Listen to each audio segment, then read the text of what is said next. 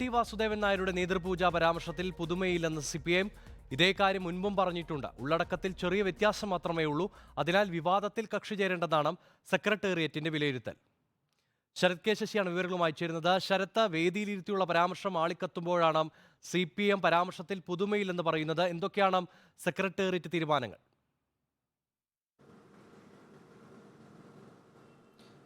Nimesh, MT Vasudevan Nair കഴിഞ്ഞ ദിവസം KLF-ൽ നടത്തിയ പ്രസ്താവന സംബന്ധിച്ച വിവാദം കൊടുമ്പിരി കൊണ്ട് നിൽക്കുമ്പോഴാണ് CPM സംസ്ഥാന സെക്രട്ടേറിയറ്റ് ഇത് സംബന്ധിച്ച കാര്യങ്ങൾ ഇന്ന് വിലയിരുത്തിയത്.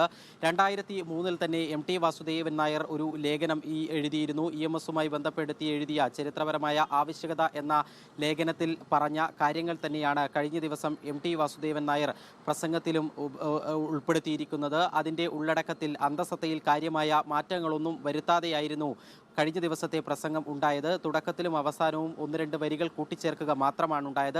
അതുകൊണ്ട് തന്നെ പ്രസംഗം അതിൻ്റെ ഉള്ളടക്കം അത് പുതുമയുള്ള കാര്യമല്ല. MT നേരത്തെ തന്നെ അധികാരവുമായി ബന്ധപ്പെട്ട് സ്വീകരിച്ച നിലപാട് അത് ഒരിക്കൽ കൂടി ആവർത്തിക്കുകയാണ് അദ്ദേഹം ചെയ്തത് എന്നാണ് CPM വിലയിരുത്തുന്നത്. അത്തരമൊരു സാഹചര്യത്തിൽ തന്നെ ഇപ്പോൾ നടക്കുന്ന വിവാദങ്ങളിലൊക്കെ തന്നെ കക്ഷി ചേർന്നുകൊണ്ടുള്ള കൂടുതൽ പ്രതികരണങ്ങളിലേക്ക് പോകേണ്ടതില്ല എന്ന ഒരു തീരുമാനമാണ് ഇന്നത്തെ സംസ്ഥാന സെക്രട്ടേറിയറ്റ് യോഗത്തിൽ കൈക്കൊണ്ടിരിക്കുന്നത്. രാവിലെ പാർട്ടി നേതാക്കളൊക്കെ തന്നെ മന്ത്രിമാരായ Saji Cherian, KN Balagopal, LDF convener EP Jayarajan തുടങ്ങിയവരൊക്കെ തന്നെ ഈ വിഷയത്തിൽ പ്രതികരിച്ചിരുന്നു.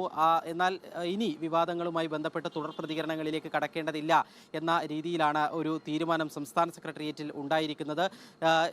ഇപ്പോഴത്തെ 2003-ൽ എഴുതിയ ലേഖനം ആണ് എങ്കിലും ഇപ്പോൾ ഈ സാഹചര്യത്തിൽ MT എന്തുകൊണ്ട് അത്തരം ആ ഒരു 2003-ൽ പറഞ്ഞ കാര്യങ്ങൾ ആവർത്തിച്ചു എന്നുള്ള ചോദ്യം അപ്പോഴും അവിടെ ബാക്കിയാണ്.